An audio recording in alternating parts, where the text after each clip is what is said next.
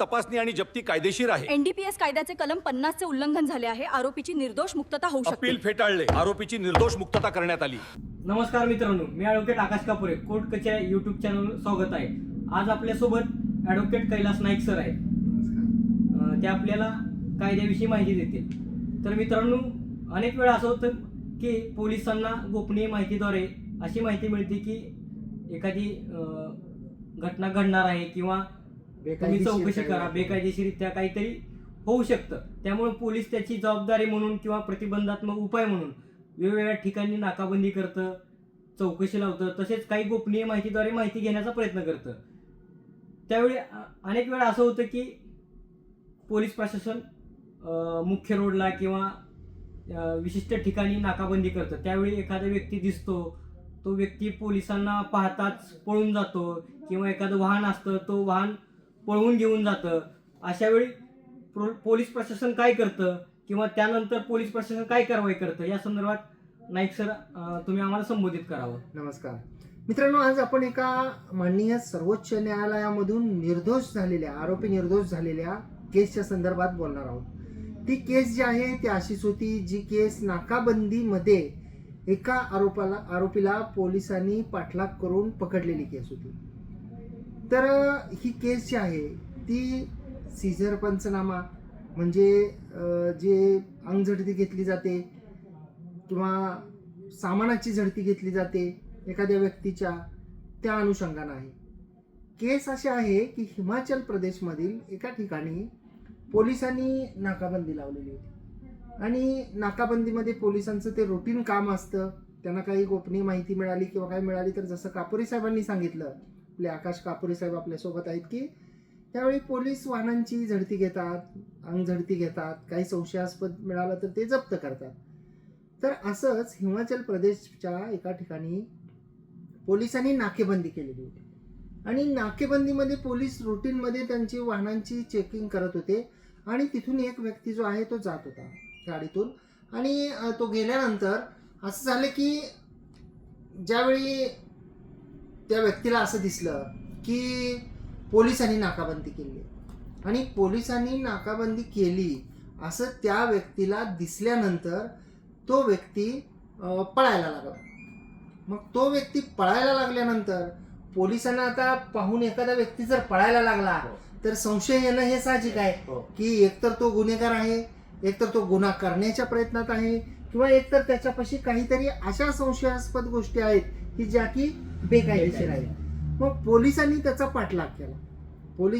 पाठलाग केल्यानंतर त्याला पकडलं आणि पकडल्यानंतर पोलिसांनी सर्वात आधी त्याची अंगझडती घेतली, म्हणजे त्याच्या संपूर्ण शरीराची झडती घेतली आणि त्यासोबतच त्या व्यक्तीपाशी ज्या वस्तू होत्या, उदाहरणार्थ पिशवी होती, काही कॅरी बॅग होत्या, तर त्या सर्वांची झडती घेतली आणि त्या कॅरी बॅगमध्ये एका झडती घेतल्यानंतर पोलिसांना असं लक्षात आलं की त्या व्यक्तीच्या जवळपास 11.5 किलो चरस आहे, जे प्रतिबंधात्मक ड्रग्ज आहे, जो खूप मोठा गुन्हा आहे. आता एखाद्या व्यक्तीची अंगझडती जर घ्यायची असेल तर कठोर असे कायदे आहेत आणि त्या कायद्यानंच त्या गोष्टी कराव्या लागतात आणि जर कायद्याचं उल्लंघन झालं तर गुन्हा किंवा अपराध जो सकृतदर्शनी मोठा दिसतोय तर त्या गुन्ह्यामधून सुद्धा आरोपी जो आहे तो निर्दोष सुटू शकतो. आता विशेषतः NDPS जे ड्रग्ज प्रतिबंधात्मक कायदा आहे, तर त्या NDPS कायद्यामध्ये एक 50 कलम आहे, 50 क्रमांकाचं सेक्शन 50. तर त्या सेक्शन 50चं केवळ उल्लंघन केलं, या एका मुद्द्यावर माननीय सर्वोच्च न्यायालयाने रेड हँड 11.5 किलो चरस पकडलेल्या आरोपीची निर्दोष मुक्तता केली. म्हणजे सर, या प्रकरणामध्ये हायकोर्टमध्ये त्यांना शिक्षा लागली होती. हायकोर्टानेही निर्दोष सोडलं होतं. जे सेशन्स कोर्ट होते, स्पेशल कोर्ट होते, त्यांनी शिक्षा दिलेली होती 10 वर्षे आणि 1 लाख रुपये दंडाची. त्याच्यावर जे आरोपीने अपील केलं होतं माननीय हिमाचल प्रदेश उच्च न्यायालयामध्ये, तर त्याच्यामध्ये माननीय हिमाचल प्रदेश उच्च न्यायालयाने निर्दोष मुक्तता केली होती आणि त्याच्या विरुद्ध माननीय सर्वोच्च न्यायालयामध्ये ही केस गेलेली होती. जेव्हा माननीय सर्वोच्च न्यायालयामध्ये ही केस गेली तेव्हा त्या ठिकाणी या NDPS ऍक्टच्या 2 कलमांचा जो आहे तो त्याच्यावर इंटरप्रिटेशन करण्यात आलं. त्याच्याबद्दल जे आहे सेक्शन 50 आणि 154 जो आहे सेक्शन तो. तर महत्त्वाचं जे आहे त्याच्यामधलं तर सेक्शन 50 जर आपण पाहिलं तर ते खूप महत्त्वाचं आहे. आता सेक्शन 50 NDPS ऍक्टचं जे आहे त्याचं उल्लंघन जर झालं तर आरोपीशी स्ट्रेट फॉरवर्ड निर्दोष मुक्तता होते. आता प्रत्येक व्यक्तीला व्यक्ती स्वातंत्र्य आहे. एखाद्या व्यक्तीचं तुम्हाला जर का शरीराच्या त्यांची तपासणी करायची असेल तर समजा पोलिसांनी एखाद्या व्यक्तीला पकडलं आणि पोलिसांनी असं म्हटलं की बाबा शरीराची तपासणी करायची आहे या NDPS ऍक्ट खाली विशेषतः, आणि तर त्या कलमामध्ये असं म्हटलेलं आहे की एक त्रयस्थ पक्ष पाहिजे. म्हणजे पोलीस ज्याला पकडला आहे तो हा सोडून एक त्रयस्थ व्यक्ती पाहिजे जो मॅजिस्ट्रेट किंवा राजपत्रित अधिकारी पाहिजे. आणि आरोपी जो आहे तो पोलिसांकडे माझी झडती या मॅजिस्ट्रेट किंवा राजपत्रित अधिकाऱ्यांच्या समक्ष घ्यावी अशी मागणी करू शकतो. त्याचा उद्देश असा असतो की ज्याला पकडलं त्यांचा पोलिसांवर विश्वास नसतो आणि पोलीस आपल्या विरुद्ध काही खोटं करतील असा त्यांना संशय असतो, म्हणून हे संरक्षण जे आहे ते देण्यात आलेलं आहे. आणि पुराव्याशी छेडछाड होऊ शकते यासाठी सुद्धा हे कलम आहे. आणि त्यामुळं सेक्शन 50 प्रमाणे मॅजिस्ट्रेट किंवा राजपत्रित जे अधिकारी आहेत तर त्यांच्या समक्ष ही झडती घेणं जे आहे ते आवश्यक आहे. NDPS ऍक्ट 54 कलमांतर्गत काय हा, तरतुदी तर आहे? 54 मध्ये आपण येणार आहोत पुढच्या आपल्या भागामध्ये की माननीय सर्वोच्च न्यायालयामध्ये 54 सेक्शनचा सुद्धा हे करण्यात आला. परंतु जो आयो आहे, जो साक्षीदार आहे, हे सोडून त्रयस्थ व्यक्ती म्हणजे राजपत्रित अधिकारी किंवा मॅजिस्ट्रेट तर हे पाहिजेत आणि त्यांच्या समक्ष जे आहे ते अंगझडती घेतली पाहिजे. पंचनामा यात कशी तरतूद आहे पंचनामा करण्याची? म्हणजे मग त्यांच्या समक्ष तो अंगझडती पंचनामा केला पाहिजे. आता जेव्हा या आरोपीला स्पेशल कोर्टाने जेव्हा शिक्षा दिली 10 वर्ष शिक्षा आणि 1 लाख रुपये दंडाची, त्यावेळी हा आरोपी माननीय हिमाचल उच्च न्यायालयामध्ये गेला जसं की मी आत्ता सांगितलं. आणि त्याच्यामध्ये माननीय उच्च न्यायालयामध्ये आरोपीचा असा बचाव होता की जे त्याचं सर्च घेतलं गेलं म्हणजे त्याचं जे अंगझडती घेतली गेली तर तीच मुळात बेकायदेशीर आहे.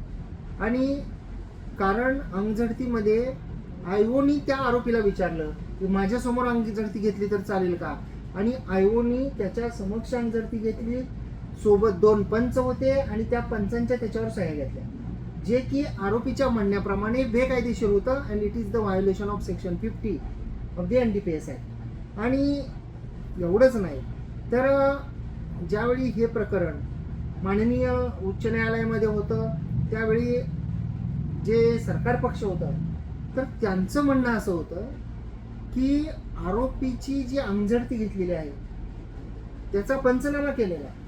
आरोपीकडच्या वस्तू ज्या आहेत पिशवीतून, प्लास्टिकच्या पिशवीतून जे 11.5 किलो चरस मिळालं ते जे आहे तर त्याचा सुद्धा पंचनामा जो आहे केलेला आहे तो एकत्रित आहे. म्हणजे 2 प्रकारच्या झडती घेण्यात आल्या आहेत. एक म्हणजे अंगझडती आणि एक म्हणजे त्यांच्या सामानाची झडती, जी की कॅरी बॅग होती त्यांच्यासोबत ज्याच्यामध्ये ते ड्रग्ज होतं.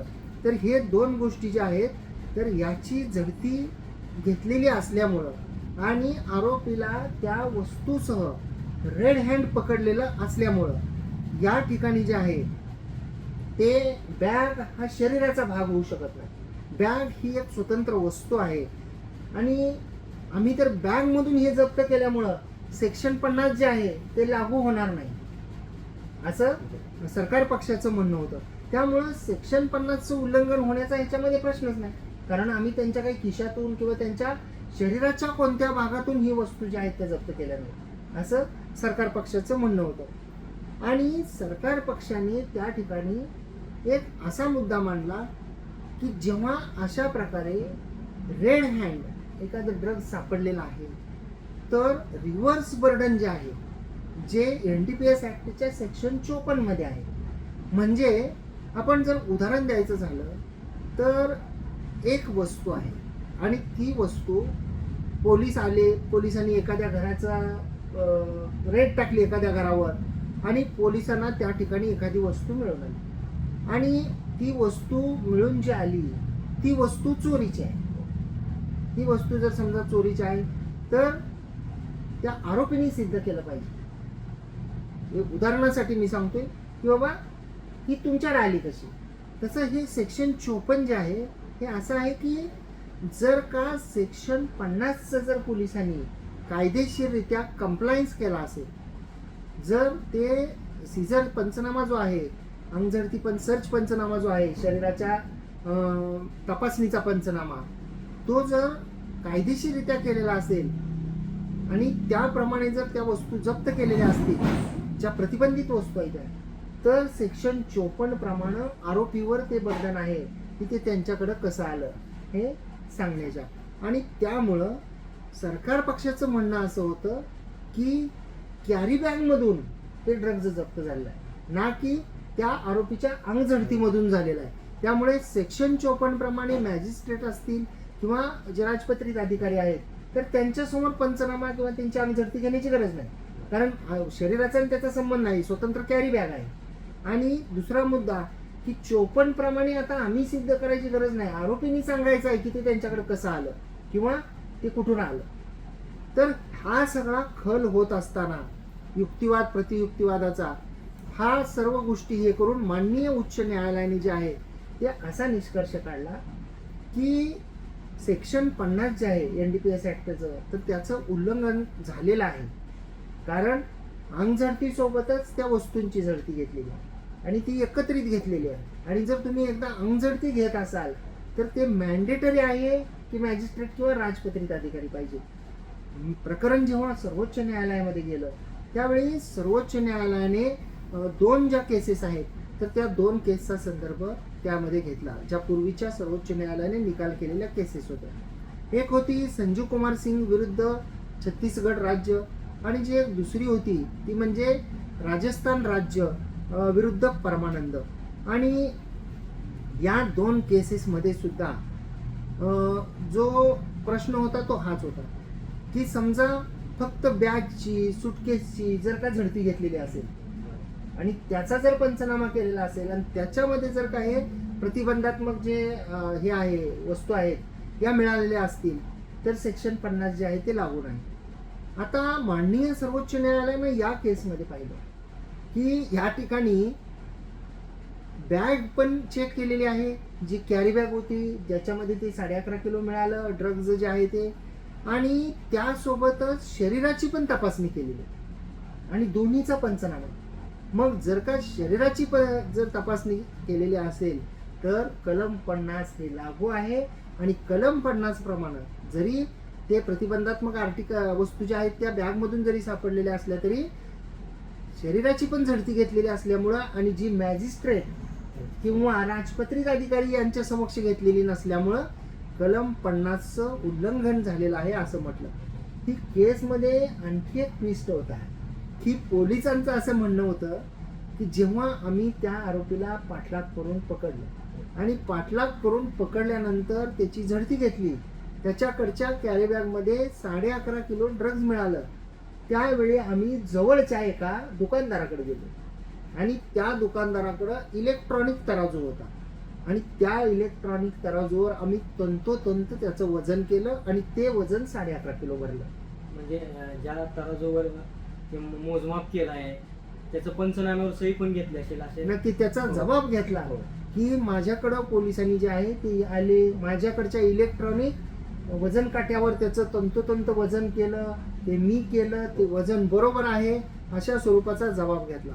परंतु हे प्रकरण जेव्हा ते स्पेशल कोर्टामध्ये जेव्हा साक्षी पुरावा चालू झाला होता आणि जेव्हा या दुकानदाराला बोलवण्यात आलं होतं त्यावेळी त्या दुकानदारानं त्यांच्या क्रॉसमध्ये बऱ्याचशा गोष्टी या कबूल केलेल्या होत्या. जेव्हा आरोपीच्या वकिलांनी त्यांना प्रश्न विचारले त्यावेळी त्या दुकानदारांनी जे आहे ते ही गोष्ट साफ नाकारली की पोलीस त्यांच्याकडे कोणतेही हे अशा प्रकारचे ड्रग्ज जे आहे ते वजन करण्यासाठी आले होते.